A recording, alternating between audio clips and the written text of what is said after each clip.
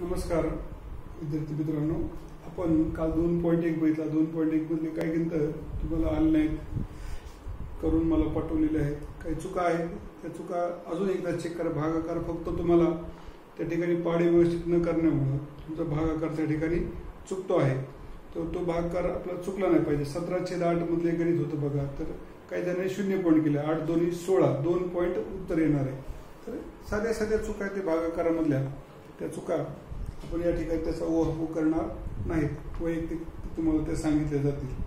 आता आपल्याला अपरिमेय संख्या बघायच्या. अपरिमेय संख्या, इरॅशनल नंबर्स. आता मग काय थोडक्यामध्ये, ज्या रॅशनल नाहीत त्याला इरॅशनल म्हणायचं, ज्या परिमेय नाहीत त्याला अपरिमेय म्हणायचं. परंतु तत्पूर्वी आपल्याला परिमेय संख्येच्या 2 व्याख्या आपल्याला या ठिकाणी, जे परिमेय संख्या आहे, परिमेय संख्या आपण ज्याला रॅशनल नंबर्स म्हणतो, कशा नाहीत, का असू शकतात, आठवीमध्ये थोडक्यात त्याचं दिलेलं आहे आपल्याला. त्याची पहिली व्याख्या काय होती? ज्या संख्या p/q स्वरूपामध्ये मांडता येतात. त्यानंतर p आणि q belongs to i integers. फक्त q काय नसला पाहिजे, 0 नसला पाहिजे, ही एक व्याख्या. आणि दुसरी व्याख्या काय होती? ज्या संख्या आपण, म्हणजे दशांश रूप कसं त्याचं,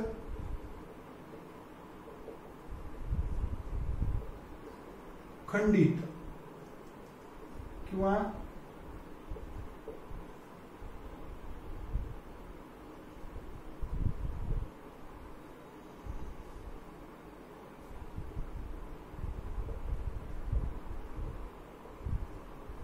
अखंडित व आवर्ती.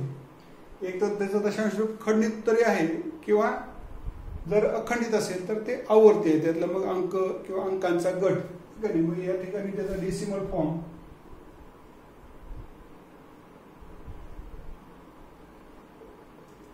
इज टर्मिनेटिंग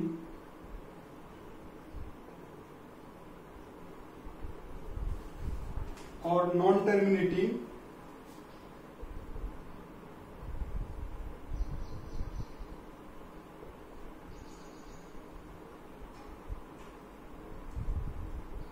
अखंडित आवर्ती.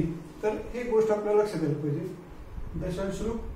आता बघा, ह्या व्याख्येवरून आपल्याला हे सांगता येत नाही व्यवस्थित अपरिमेय संख्या.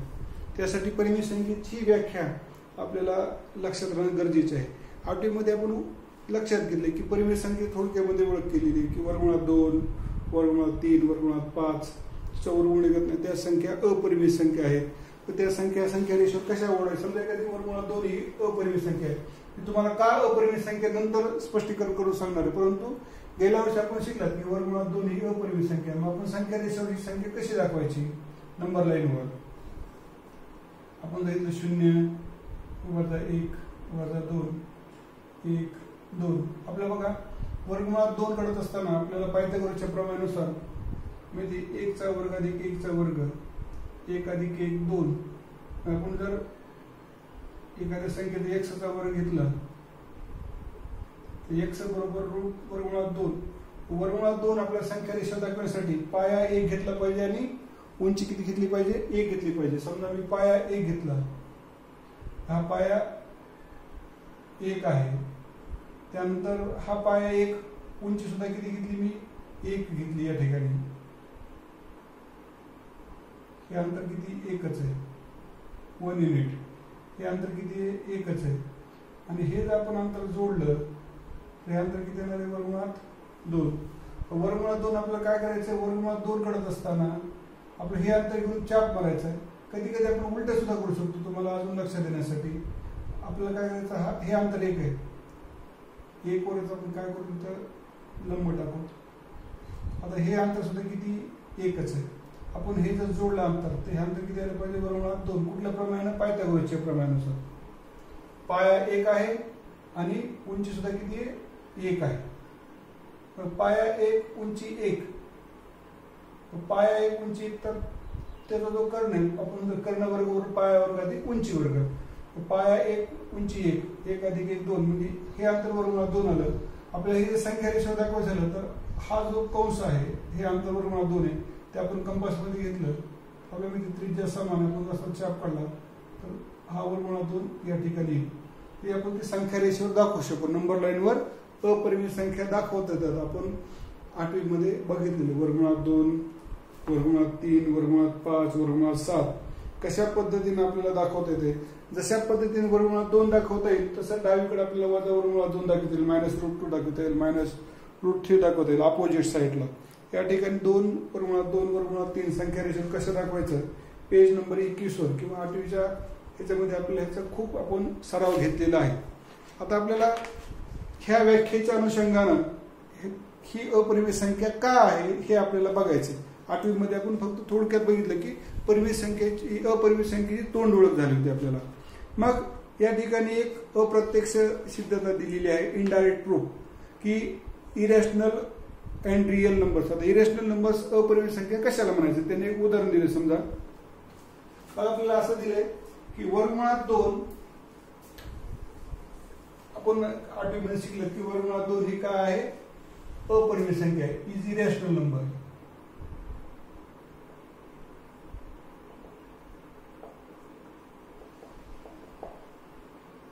Route is an irrational number. आपण हे का शिकलात मग आपण ह्याची सिद्धता बघू का असू शकते. हे अपरिमित कशामुळे आहे तर आपण ह्याच्या अप्रत्यक्ष सिद्धता म्हणजे पोलीस चौकशी करतात की बाबा तू चोर नाहीस ना, मग ठीक आहे तू चोरी नाहीस केली. एखाद्या चोराला आपण पकडत असताना आरोपी पकडत असताना मग तू कुठं होतास काय केलं आणि शेवटी मग अशा घटना होतं की चोर म्हणून तू कबूल करतो मी चोरी केलेली नाही. आता आपल्याला काय केलंय की वर्गमुळात 2 ही अपरिमित संख्या नाही, आपल्याला हे सिद्ध करायचं. तर आपण एकदा बघू आपण वर्गमुळात 2 ही परिमित संख्या असं गृहीत धरू. समजा लेट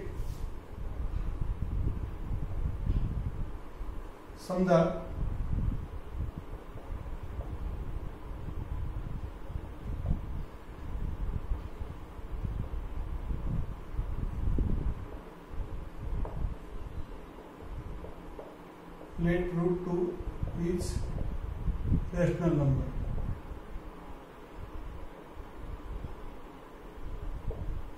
मग रॅशनल नंबर असल्यानंतर आपल्याला माहिती आहे की ह्या व्याख्येनं आपल्याला वर्गमुळात 2 ला कसं लिहिता येईल p/q स्वरूपामध्ये लिहिता येईल. कारण कुठलीही परिमित संख्या आपल्याला काय करता येते p/q स्वरूपामध्ये लिहिता येते. फक्त q काय नसायला पाहिजे, 0 नसायला पाहिजे. आपण काय केलं q is not equal to 0 या व्याख्येनुसार पहिल्या व्याख्येनुसार. आता स्क्वेअरिंग बोथ साइड दोन्ही बाजूंचे वर्ग करू आपण.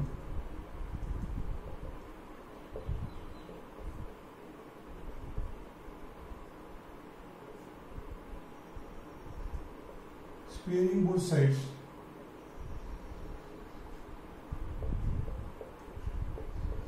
वर्गमुळात 2 चा वर्ग किती आला 2, p चा वर्ग p वर्ग, q चा काय आला q वर्ग.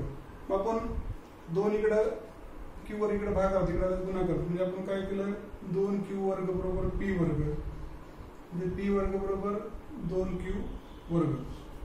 आता आपल्याला माहिती आहे की एक आपण शिकला ते फक्त ही स्टेप बघा. एखाद्याला समजत असेल तर डायरेक्ट लिहू शकता. ही स्टेप मिळाली तरी चालतं. मी विचार करताना गणित सगळ्यांना समजेल अशा दृष्टीने आपण गणित या ठिकाणी शिकवायचा प्रयत्न करतो. मग p वर्ग बरोबर 2q चा वर्ग. आपल्याला माहिती आहे की कोणत्याही संख्येचा वर्ग हा कसा असला पाहिजे,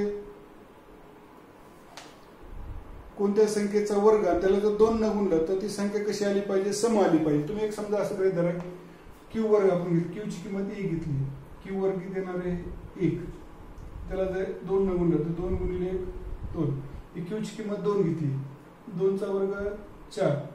मग काय केलं 2q चा वर्ग. आता बघा 2q चा वर्ग बरोबर 2 गुणिले 4 8. q ची किंमत 3 घेतली, q चा वर्ग किती आला 9, 2q चा वर्ग 2 गुणिले 9 18. म्हणजे आपल्या लक्षात आलं की p वर्ग ही संख्या कशी सम आहे. तुम्हाला उदाहरण दाखवून दाखवले 1 2 3 कुठलेही घ्या तुम्ही, q ची किंमत कोणतीही घ्या, तुम्हाला त्या ठिकाणी q चा वर्ग हा धन येणार आहे आणि त्याला पुन्हा 2 न गुणलं की ती संख्या कशी येणार आहे ऑड असू द्या, ऑडला 2 न गुणल्यास इव्हनच होणार आहे आणि इव्हनला इव्हन न गुणल्यास ती संख्या कशी येणार आहे इव्हनच येणार आहे. मग आपल्याला या ठिकाणी काय दिलेलं आहे की p वर्ग हा कशी आली समसंख्या आली. p वर्ग कशी आली समसंख्या आली. मग p वर्ग समसंख्या आली तर आपल्याला माहिती आहे की त्या p चा पी वर्ग ही संख्या सम आलेली आहे. मग समसंख्या आली म्हणजे त्याचे अवयव पडतात. त्याचे काय पडतात? अवयव पडतात. कोणते अवयव पडतात? आपल्यामध्ये समसंख्या आहे म्हणजे नक्की त्याचे दोन त्याला काय घ्यायला पाहिजे? भाग घेतला पाहिजे ना, कारण समसंख्या ती समसंख्या म्हणलं की त्याचा एक अवयव 2 असतोच. मग आपल्या लक्षात येईल की p is also even means 2 is factor of p. म्हणजे आपल्याला p वर्ग सम आला म्हणजे 2 हा p चा अवयव आहे.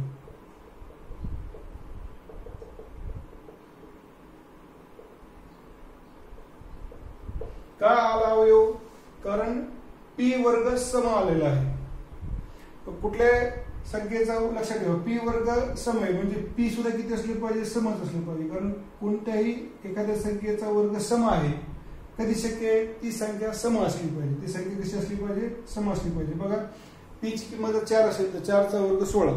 मग समसंख्येचा वर्ग समसंख्या असतो. समसंख्येचा वर्ग समसंख्या असतो. मग p चा अवयव किती आला पाहिजे? 2 आला पाहिजे. मग आपण p ला कसं लिहू शकतो? समजा त्याचा एक अवयव 1, 2 आहे, दुसरा कुठला असेल? t असेल, काय असेल? आपण त्याला काय घेतलं? p ला कसं म्हणलं आपण? 2 आणि t च्या गुणाकाराच्या स्वरूपात मांडलं. p ला काय केलं? 2 आणि t च्या गुणाकारासोबत. t ची किंमत काही असू शकेल. मग ते पुढे 2 येईल, पुढे 4 येईल, 6 येईल, काय असेल ते. आपलं सध्या p ला आपण मांडलं 2 च्या स्वरूपामध्ये. p बरोबर 2t. आपण ह्याचा वर्ग केल्यानंतर बघा स्क्वेअरिंग बोथ साइड्स.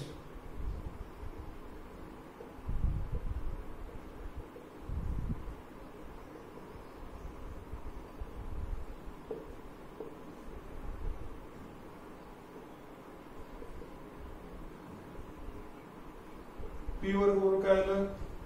4t चा वर्ग. p वर्ग बरोबर काय आलं?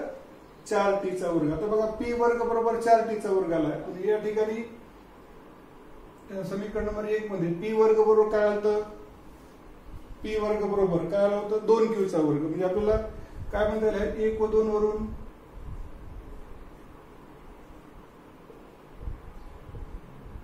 फ्रॉम इक्वेशन 1 and 2 इथं p वर्ग बरोबर 2q चा वर्ग आलाय. इथं p वर्ग बरोबर 4t चा वर्ग आला. म्हणजे काय? 2q चा वर्ग बरोबर 4t चा वर्ग. 2q चा वर्ग बरोबर 4t चा वर्ग. मग 2q चा वर्ग बरोबर 4t चा वर्ग आला. मग आपल्याला q वर्ग बरोबर काय लिहिता येईल? 2t चा वर्ग. q वर्ग बरोबर काय आलं? 2t चा वर्ग. मग पुन्हा q वर्ग सुद्धा कसा आला? इव्हनच आला.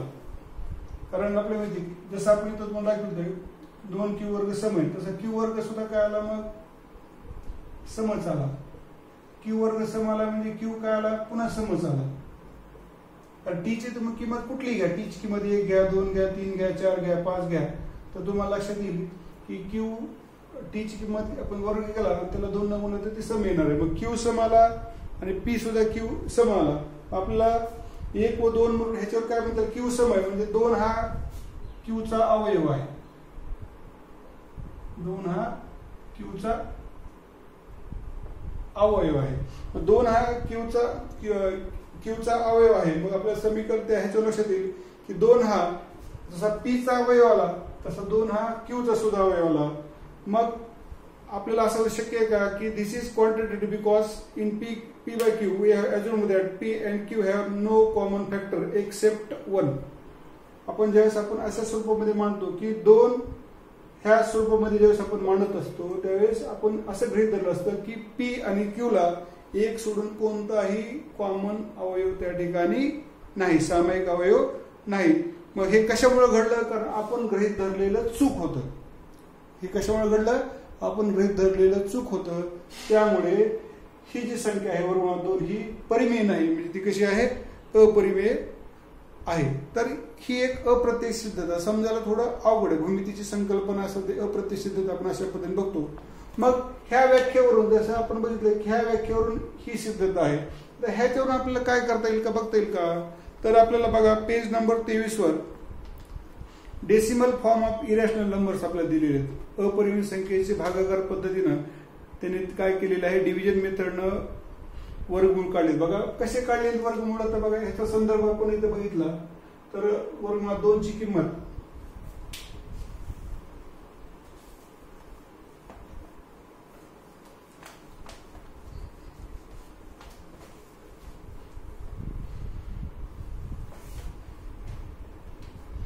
वर्गमुळात 2 ची किंमत बघा भागाकार पद्धतीने 1.414211 या ठिकाणी कुठं आवर्ती होत नाही. जसं आपण बघितलं दशांश खंडित किंवा अखंडित आवर्ती स्वरूपामध्ये असतं, तसं वर्गमुळात 2 ची आपण भागाकार पद्धतीने किंमत काढली डिव्हिजन मेथडनं, तर आपल्याला त्या ठिकाणी कुठंच आपल्याला आवर्ती दिसून येत नाही. तसंच वर्गमुळात 3 ची किंमत सुद्धा बघा त्या ठिकाणी 1.732. तुम्ही अजून जर भागाकार पद्धतीने वर्गमूळ काढत गेला त्याचं तर किंमत त्या ठिकाणी आपल्याला दिसत नाही.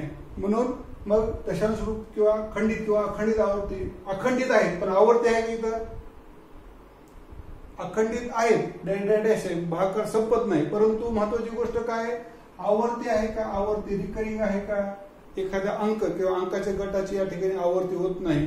जी परिमेय संख्येची व्याख्या होती ती तर या ठिकाणी लागू पडत नाही. म्हणून या संख्या अपरिमेय संख्या आहेत.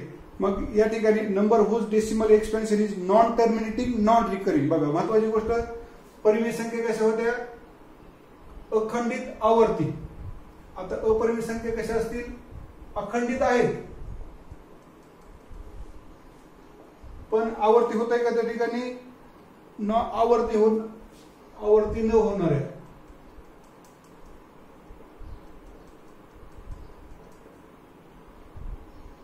नॉन टर्मिनेटिंग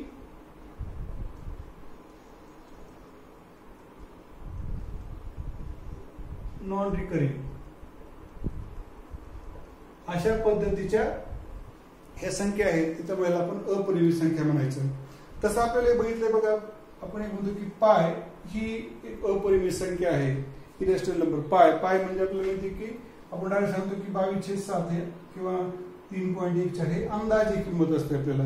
मग पाय म्हणजे नेमकं काय, परिघ छेदस्थानी व्यास याचं गुणोत्तर आहे. पाय म्हणजे काय आहे, परिघ छेदस्थानी